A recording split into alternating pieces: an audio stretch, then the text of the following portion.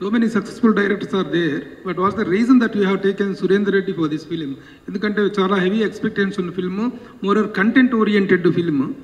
What is the reason behind this select? So నిజం చెప్పాలంటే నేను సురేందర్ రెడ్డి గారు రేస్ గుర్రం ముందు నుంచి పనిచేద్దామని కలిసాం.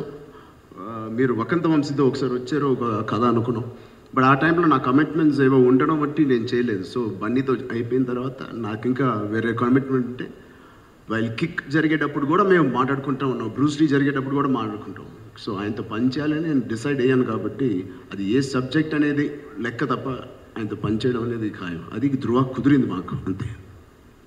ఈ సబ్జెక్ట్ విషయంలో what is the risk you have taken from the routine way of subjects you are doing?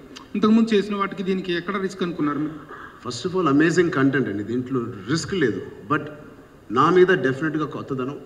మన హీరోలు ఎప్పుడు ఇలాంటి ఇద్దరు ఈక్వల్గా, ఇది విలన్ హీరో సబ్జెక్ట్ కూడా అన్ను నేను. ఇది యాక్చువల్లీ చెప్పాలంటే ఒక మల్టీ స్టార్ ఫిల్మ్.